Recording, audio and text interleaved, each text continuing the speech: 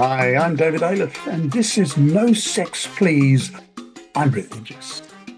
Now, this could be one of the most boring podcasts in the world, like that, or the most exciting.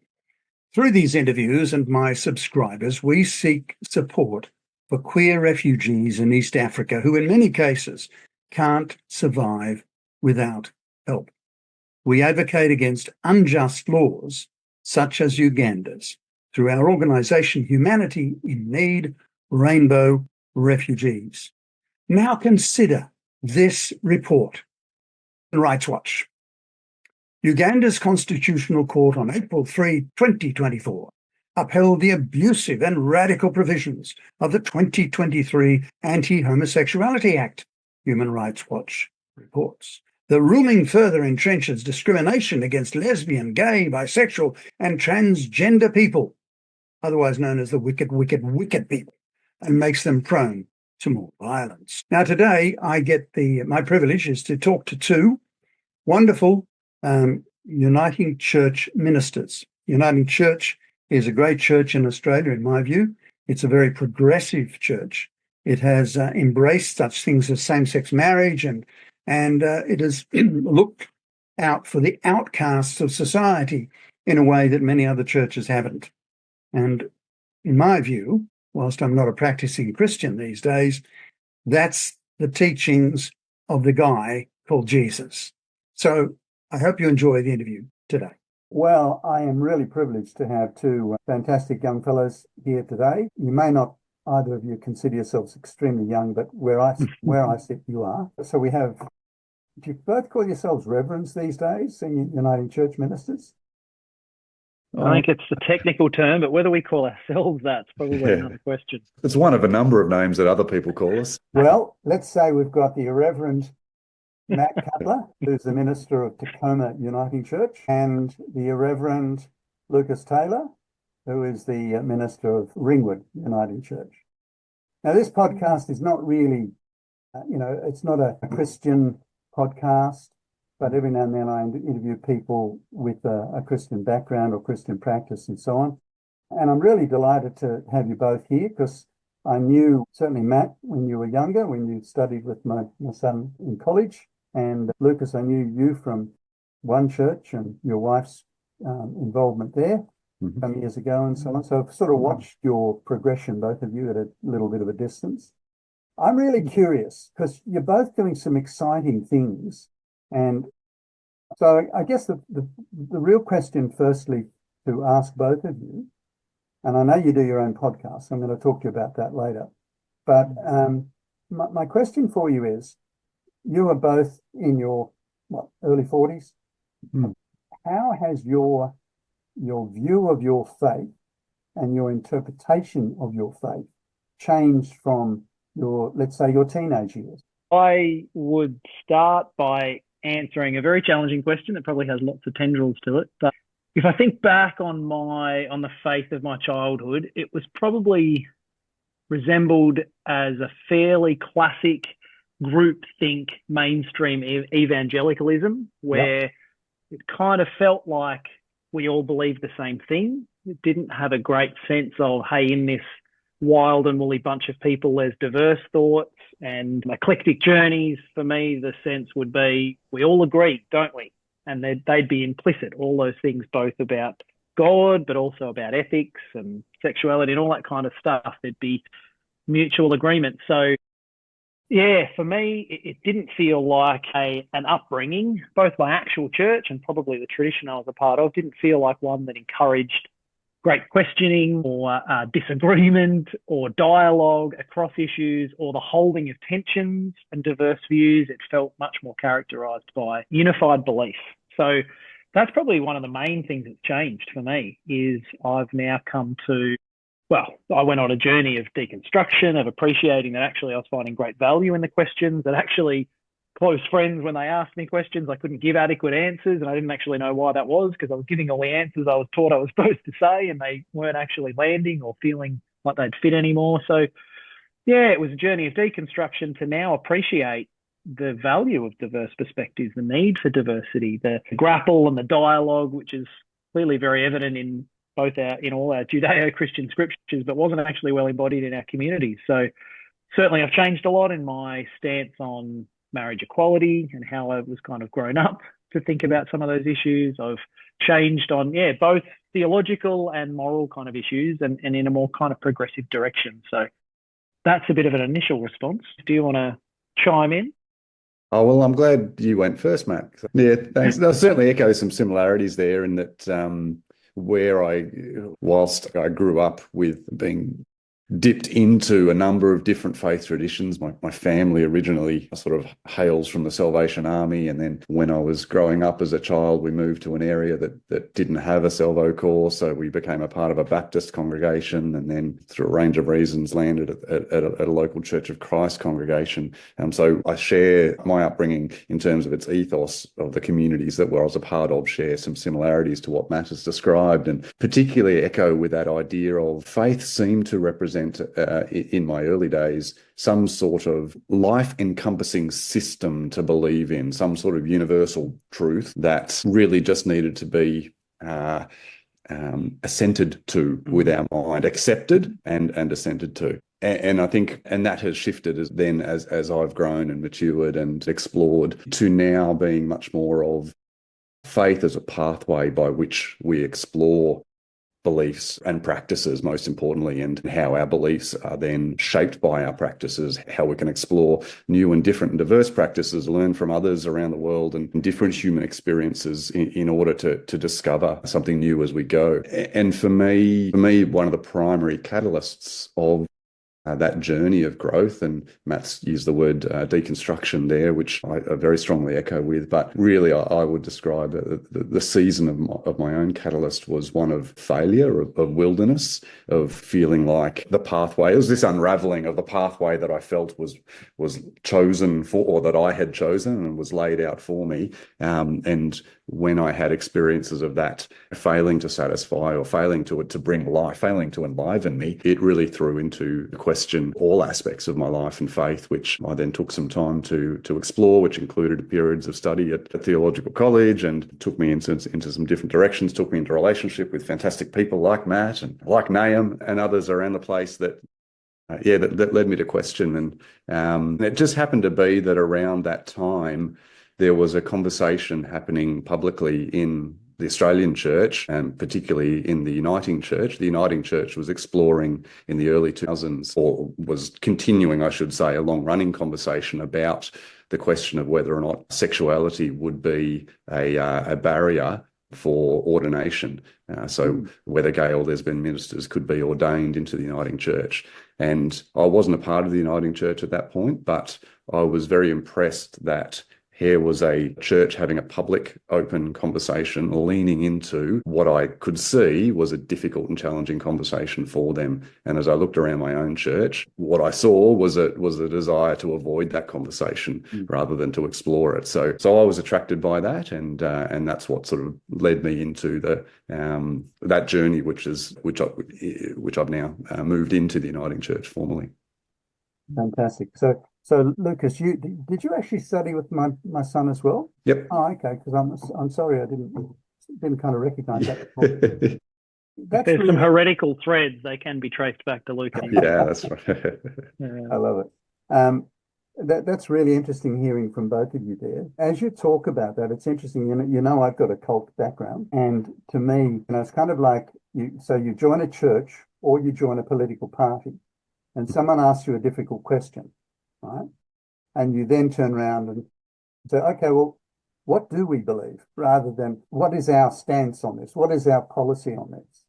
Rather than being able to take responsibility for ourselves in examining things. But the point of being able to really examine difficult questions is so important, I think. Would you say that there are still quite a few really fundamentalist younger people growing up in churches, and older people, of course, who still won't consider changing? What do you say to someone when they say something really strong? I'll give you an example. Some time ago, again, it was at Tacoma, and you had that afternoon Voices on the Edge, and there were a couple of young people there who were transitioning. And it really moved me because in the questioning, and you were doing the questioning, and you asked a question at one point of them about, who provided the support to them in their very difficult journey. And the answer that came back was social media. Do you remember that, Matt? Yeah. That was one person in particular who said that. And we know that we're about to clamp down on social media for young people. And there's really, really bad stuff in social media. I know that, Facebook, all the rest of it. But where does someone find the support that they need when they may not get it from family, and they may not get it from friends, and they may not get it from churches or schools or whatever? The illustration of that came in a picture, and the picture was of someone you would know, a performer who attends your church, I believe, Matt, and that person talked about their issues with wanting to transition, their difficulties in their own sexuality, their feelings about themselves, and tried to confide to a minister about that. And the picture that person gave was that was what the minister did to that person, which you can imagine would have been terribly, terribly hurtful.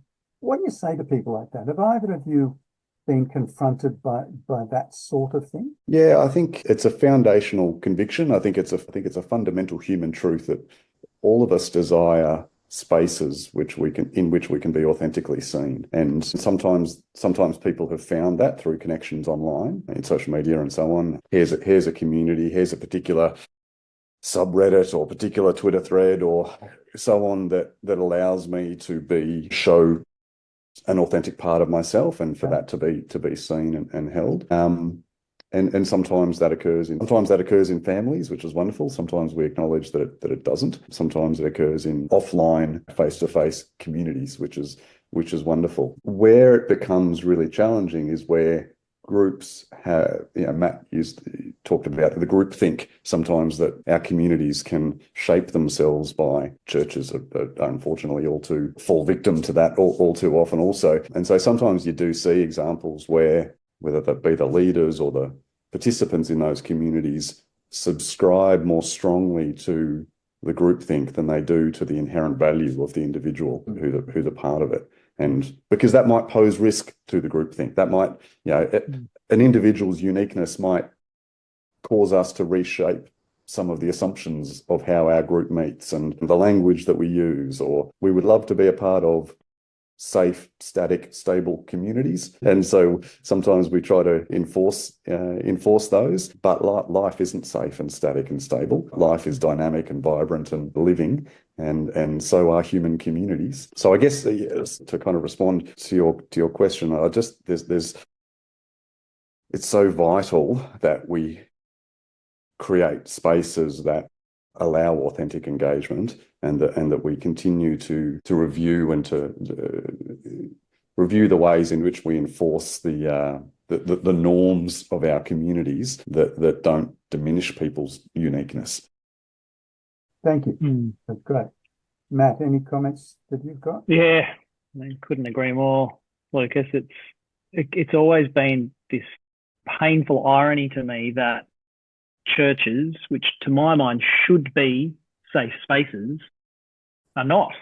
And the spaces that we crave and need to flourish as a human being not being offered always by our faith communities. And partly because something we need to grow and flourish as a human being is to have a safe space to share doubt and struggle and question and grapple and wrestle, messiness, and a space that doesn't allow messiness, doesn't allow exploration or risk-taking or question-asking, that can't inherently be safe because that is a part of human development and growth and just the trajectory of flourishing. So I totally get why messiness is challenging and why we would want to pull out the little rag and polish things up or keep it clean or have a unified belief statement we can all sign on the dotted line for, but it just can't work to encourage a human being to flourish. So for me, we had a podcast guest, Lucas and I chatted to, and we asked them about sexuality and,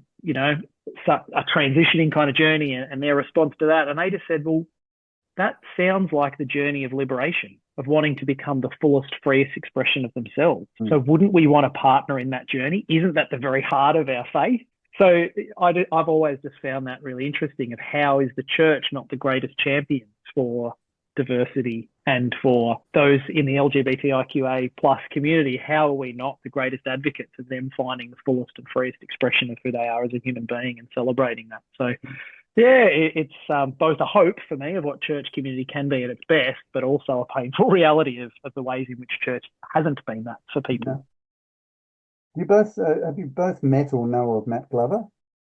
Yeah, yeah. I would love to spend more time with Matt. We've crossed paths very recently, and I hope to do so more. But yes, My path has crossed with Matt several times, but when he first, his basic history was that, because I interviewed him early on, and he actually, when he lost his position as pastor of Lilydale Baptist Church at the time, and that church may have changed a lot since then, but the reason was because when he took the job on, he was already an advocate for and an ally for the LGBTIQ community.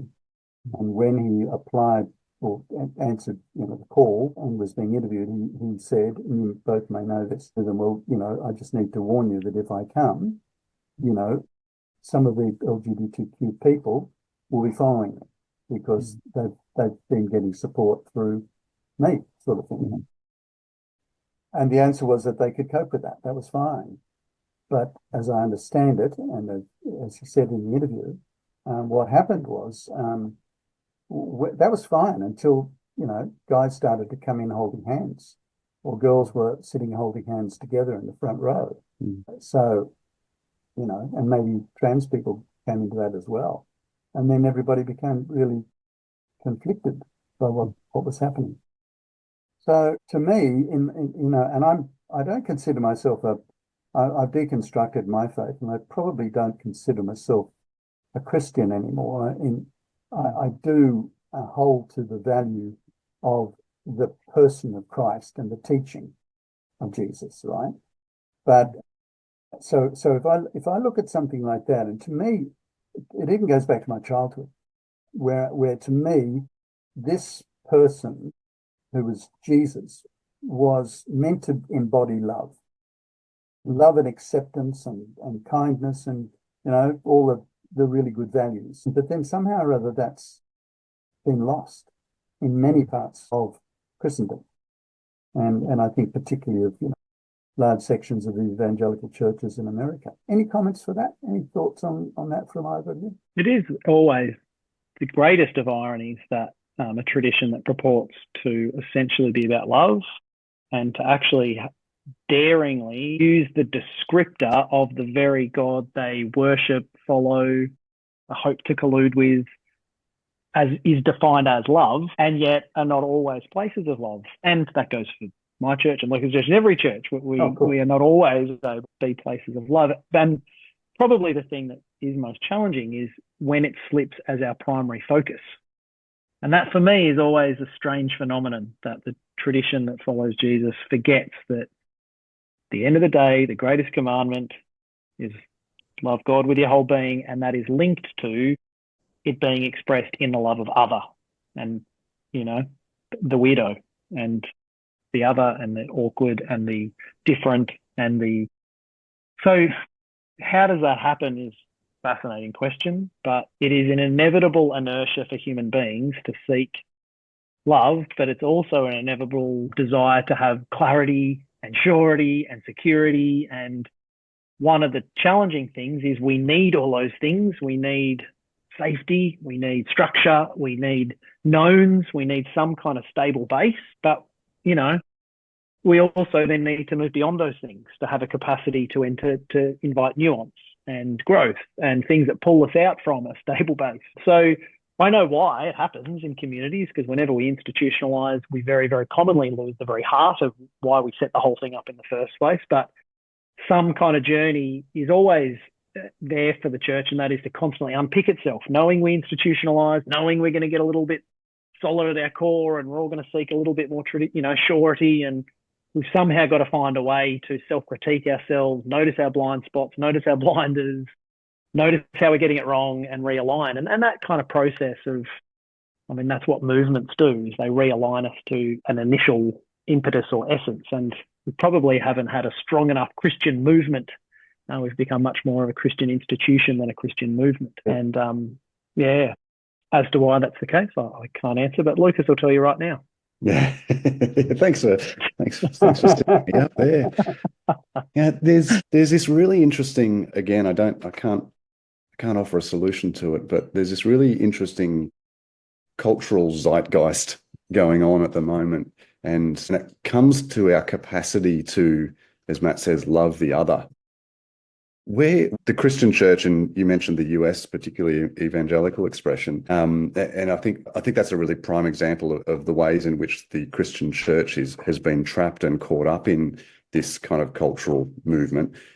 We have such little capacity and, in fact, such little interest in loving the other. We're all wrapped up in loving the same, loving our tribe or our adherence to our ideology. You can point to right and left and pointing at each other. But it's got to the point where the gospel claim is that followers of Jesus will be described by the way that they love each other. That's how, or they'll be identified by the way in which they love each other, their practices of love. And it's got to the point where that's almost been completely disregarded and left behind. And it's you are part of our in tribe if you claim you ascend to the same ideology as I do or as we do. And to the point where, and I'll use the T word, I'm afraid, but the Christian church in the US can completely excuse Trump's behavior because he's one of them. So they seem completely willing to excuse misogyny, bigotry, sexual assault, the practices, his behavior, because he's one of the in tribe. But anybody else who's outside, well, we can throw accusations of. So it's almost like it's not about the practice and the behaviors and the fruits of somebody's faith, but it's just about it's making a moral judgment, value judgment on the worth of the person, not of their actions.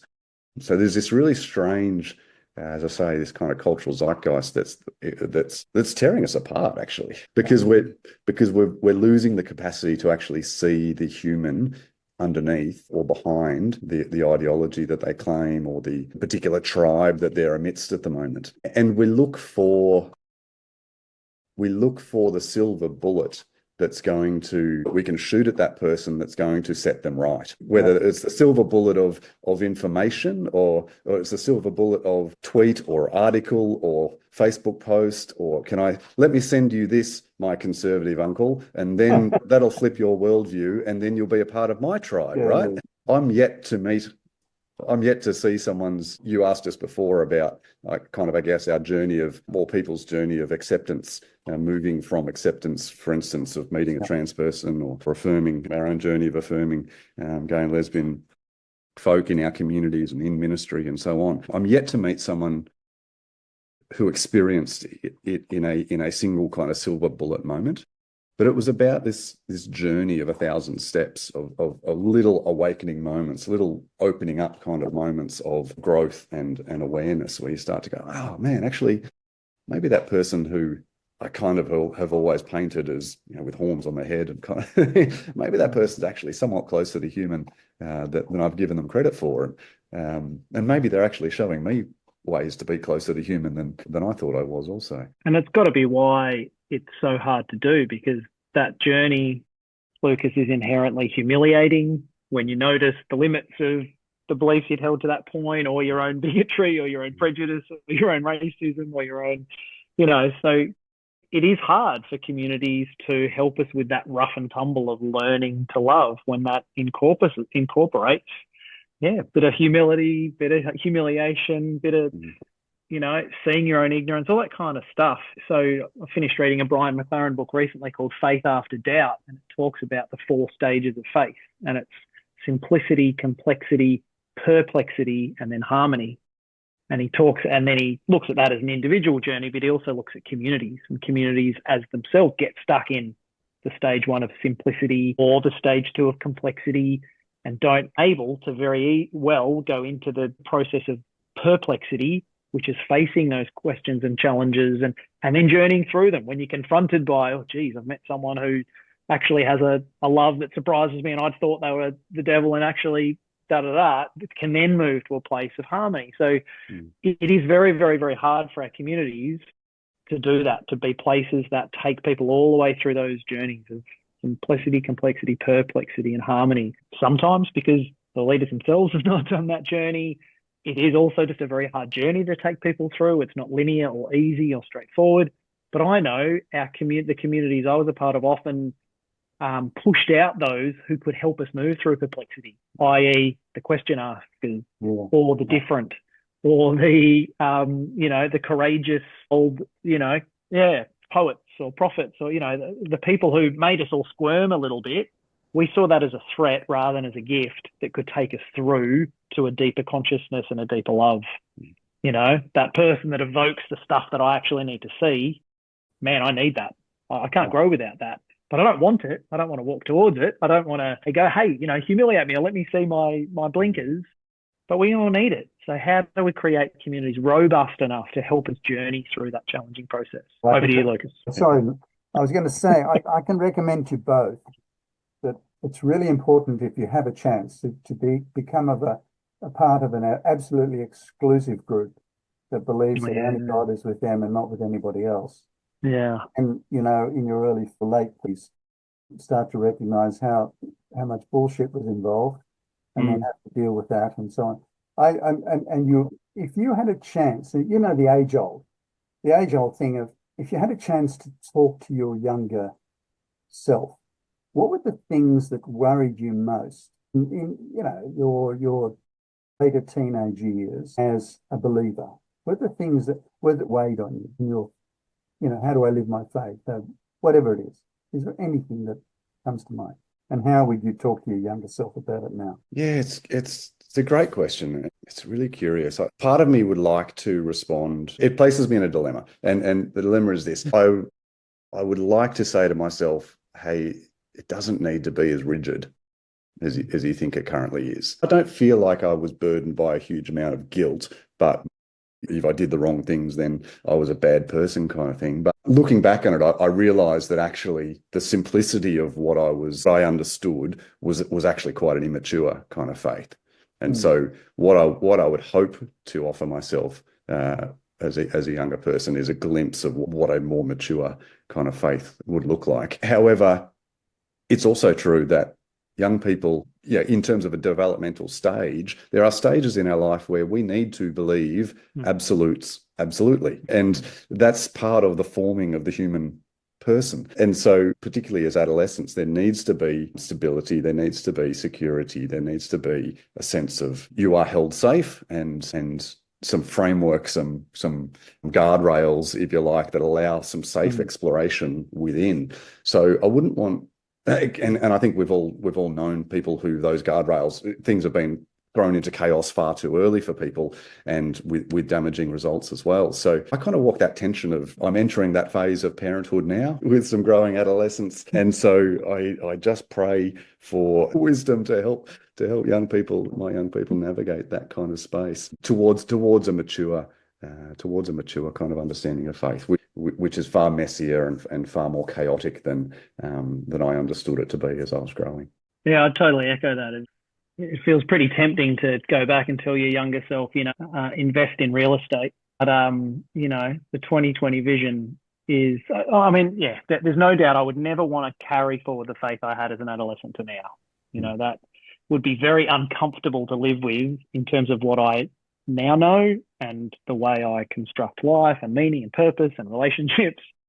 But I needed to be in the space I was in, and I can't shortcut any of the journey that I needed to take. There is much that whilst I have changed, moved beyond the tradition I was given growing up, I have a deep appreciation and value for all the things Lucas was mentioning of this incredible safe container where I felt loved, where I could take healthy risks, where I felt accepted for who I was, even as a bit of a clown and a bit of a banana. So I couldn't continue to swallow the pill whole, but there is a value to those things. Richard Raw talks about needing to have a container, but at some point we need to, move. We then beyond the container. And actually, there's some interesting studies in parenting, and the parents who themselves have deconstructed, themselves have reached to a point of having a more, nuanced faith, a less bound, a less dogmatic faith, have then tried to parent their kids in the same way. There's truth everywhere, and that have tried to impart onto their younger kids a more laissez-faire kind of faith. That the studies were showing those kids were more likely to then seek out a cult when they were older.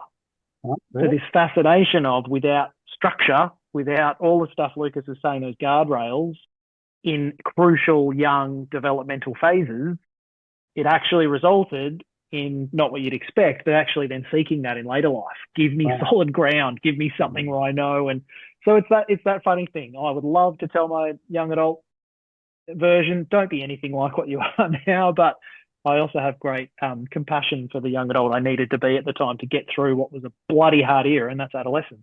So, what that means for faith communities is challenging. I don't know how to then be both a safe container that offers good guardrails and invites questioning and grappling and doubt and holds all that spectrum.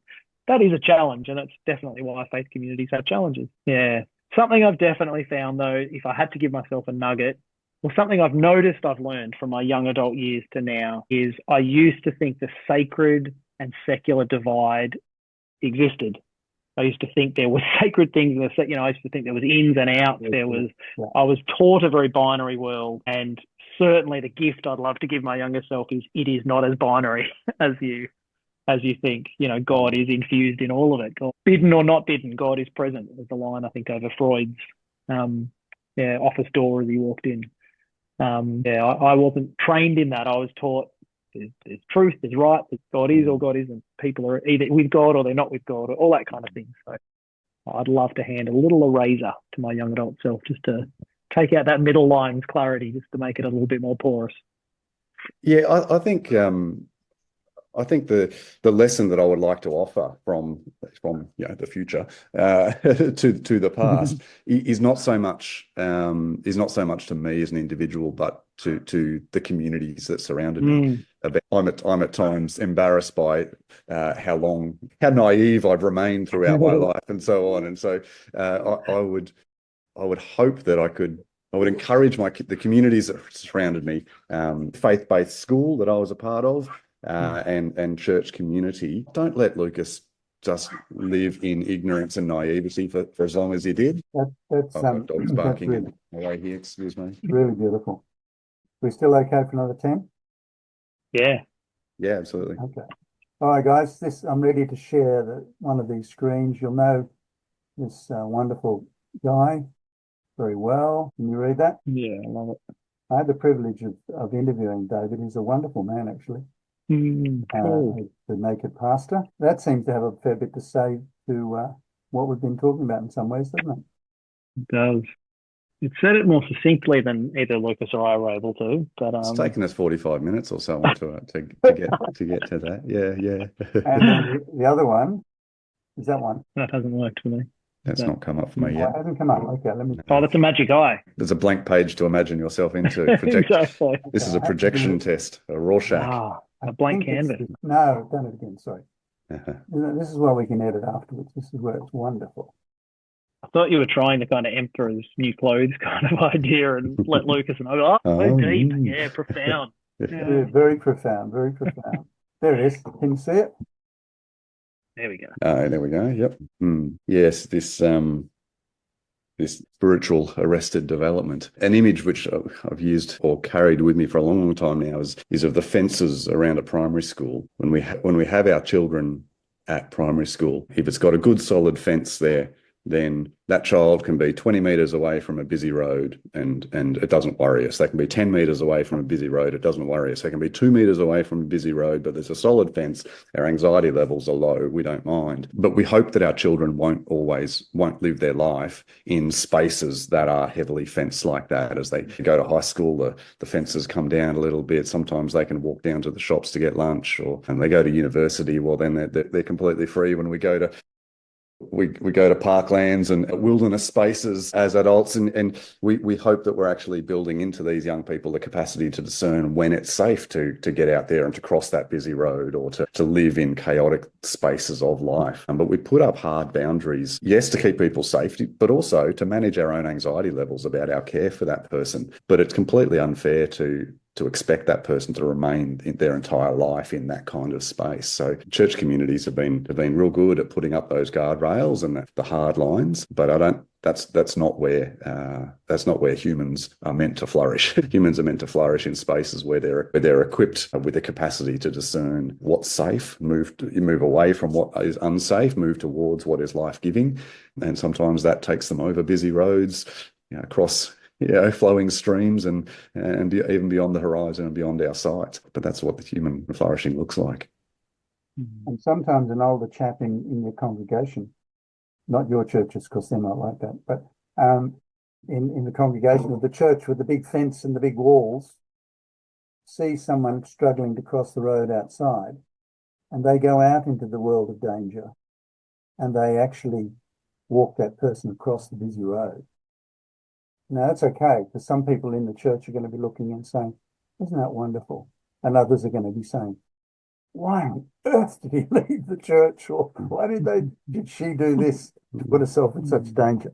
Anyway, guys, I had sorry. Just quickly there, the other analogy I found really helpful was Alan Niven, pastoral care lecturer at college, just talked about the difference between having really strong walls and soft centre versus solid centre and soft walls, and just that idea that so many of our congregations, churches, traditions, probably not even defined to merely our tradition, the temptation is to the strong walls when we talk about, theology, beliefs, all that kind of stuff.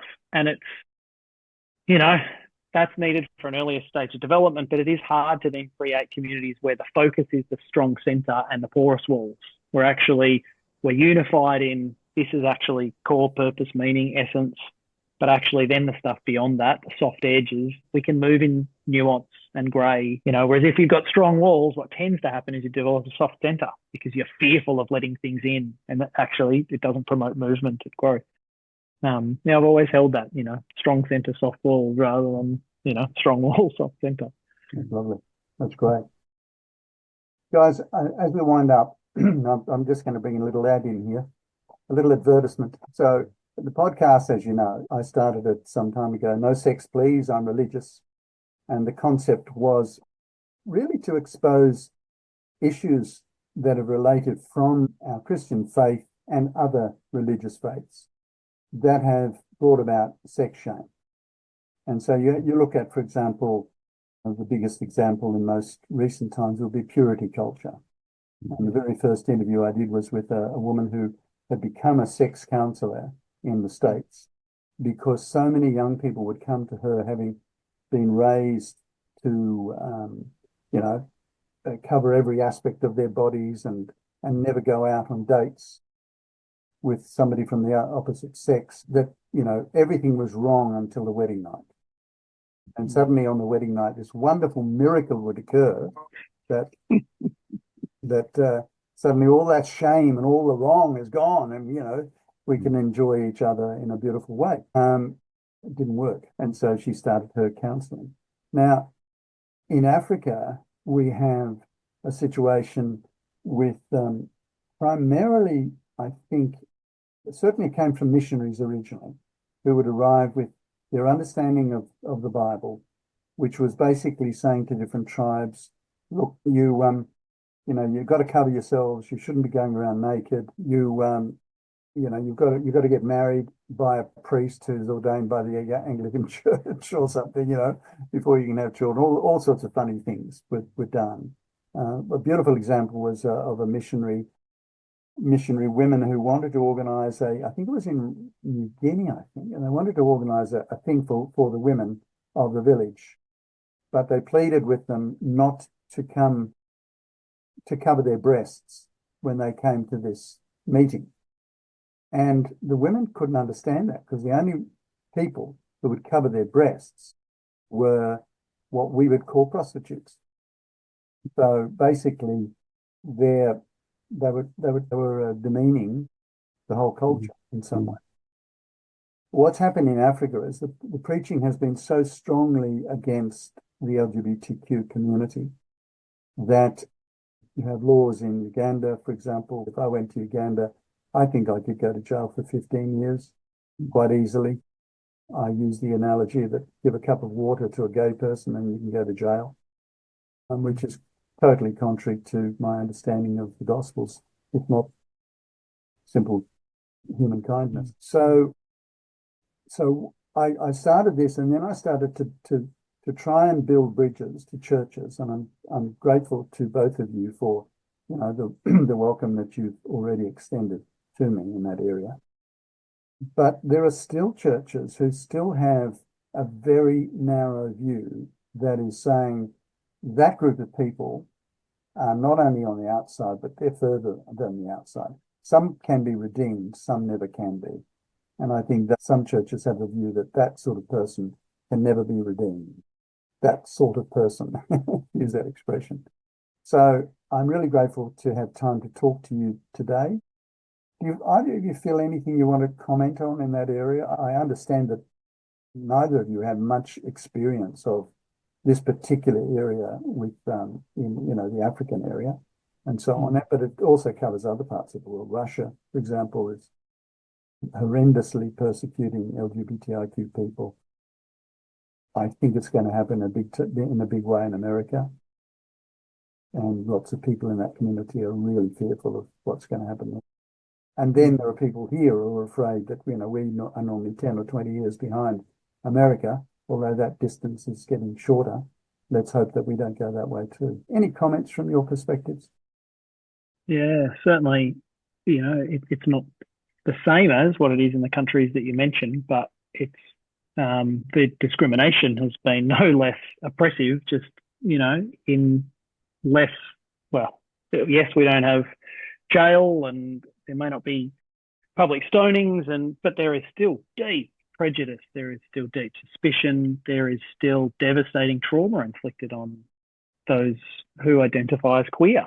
And the fact that it's not as drastic as some of the examples you've mentioned can make the work a little bit harder because it's not as in your face to the white and privileged. We may not see it as being as bigger issue as it is, but for me, as I've got to know a lot of queer folk, and certainly our community has, a lot of people who, as an open and affirming congregation, we have a lot of people who will identify in that way. So, yeah, the church, it's just, I grew up, David, being asked to turn the TV off if two guys or girls were kissing. I grew up in communities where both purity was this essential thing. So we were taught to shame our own bodies, and then that graduated to, and of course, you can shame that group and their bodies as well. So it's a complicated issue that the church has dealt with disastrously and is only coming to terms with some pathways through it. For me, it's a journey I've had to do. I've had to confront my own, bigotry, my own ignorance, and have enjoyed being able to do that. And the work continues. I'm really grateful for that courage of queer community that led us into their stories, that helps then inform how I perpetuate that kind of ignorance and trauma and speak out with those blind spots I'm unaware of. We just have a great work to do, David. We have a long way to go. But there was one trans individual in our congregation that just said, look, if I didn't come here, I just don't know where I could go. Legitimately don't know the next church I could go. Now, I can't relate to that. I can't relate to not feeling as though my person would be accepted in another space. I have another non-binary friend who says as they go to put their hand on the door handle, they say, will the world be safe enough outside today? Can I wear the clothes I want to wear, or do I need to dress more conservatively? Yeah. Do I have enough strength to show up as I want to show up today? Another trans friend said, I have to think every time as I go out, do I need to wee now? Yeah. Because I don't want to use a public toilet out there. I don't have to think about those things. So for me, we have to learn a lot more. We have to become much better advocates in our lives. There is a great work, and the church should be the front runners of it. And we aren't yet. May we learn to be safer communities that may be able to, communities in which everyone then is winning and learning and growing in love. Right. Thank you. Thank you, Lucas. Yeah, I'm in to all of that. I'm reflecting on on the concept of colonization and the role that that's played, both in a geographical sense and talking about the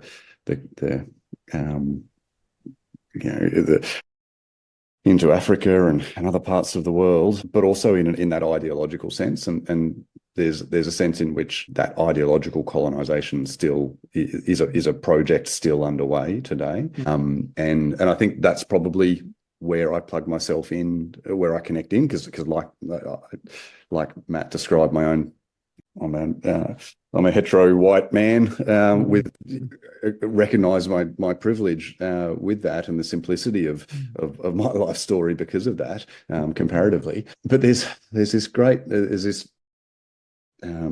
truth about the concept of colonization that unfortunately history has repeated and proven over time, that there is none so fervent as an enforcer of the rules of colonization as the newly colonized mind. And so as a young person in a reasonably safe, middle-class, largely Anglo congregation, suburban congregation, as a conservative with this purity culture kind of flowing through it, I was one of the newly colonized who was then asked to, as a young man growing into youth ministry, supporting young people in youth groups, I was then asked to also continue enforcing these standards and these rules. And I remember being as a young man of in my late teens, early 20s, with minimal sexual experience, minimal intimacy experiences. Here I was being put into a position where I'm asked to act as a mentor and guide to young people to continue this purity culture. I think I carry an anger with me because of that. Like, how on earth was it okay to put me in that position? But it was so much of purity culture continues and is perpetuated because it remains unexamined, and we don't talk about it. We don't have open conversations about it. It's hidden, hushed conversations of we all just a wink and a nod, and we all know what we're talking about here, or we all know what we're not talking about here. And we enforce the groupthink, to come back to that term. We enforce group agreement by just failing to interrogate, failing to openly explore issues. So decolonization is a huge amount of work and a particularly current thread of so much of today's work around our world. But in a small way, I felt like I've needed to. Part of my deconstruction journey has been a little bit of there's been a little bit of decolonization of that ideological colonization in the limited ways in which I experienced that. I don't want to claim an experience broader than what is mine. I would hope that there's good reasons for communities to have good, deep, mature conversations about sex and sexuality. And I feel like I myself and the young people that I was inadequately prepared to support were robbed of opportunities to have good, open conversations to help grow mature individuals to understand their own physicality and sexuality and how that was an expression of themselves. That's something that I feel really sad that I saw young people disappear off into adulthood without having been a part of giving them the tools to explore that more fully.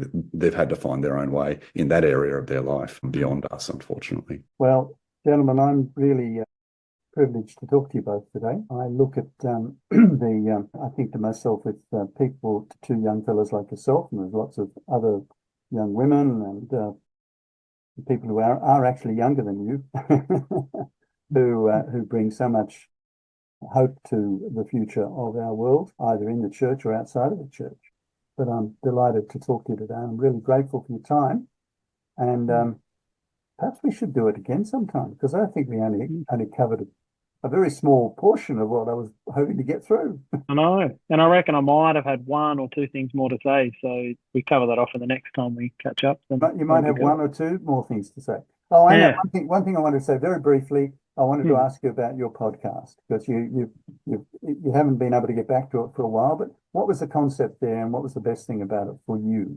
So Yeah, it's called Beyondering, and it was faith out of bounds. And look, a lot of the themes we talked about today come through it, and that is, you know, Lucas and I both found that we wanted spaces, safe spaces that nurtured questions, that encouraged questions, that grappled. And so essentially it was a podcast, and faith out of bounds was permitting that question and putting the listeners in touch with people that had been asking the question. So rather than Lucas and I, we weren't doing a whole lot of talking. We were being the host, finding someone, shaking their hand and putting a microphone in their face, sometimes with a couple of preliminary emails in the lead up to those. But basically it was just giving access to some wonderful thinkers. So anywhere from, you know, Walter Brueggemans to Parker Palmers to local gems like Val Webb, and you name it. We got to speak to Rob Bells and Peter Rowlands and all our greatest heroes, and we just got to introduce them to other people. But we're hopeful there might be expressions of it moving forward, but essentially it's all the stuff we've been talking about: safe spaces, asking the questions, and you know, grappling in how we can have a practice-informed, love-informed life that honours the depth in it.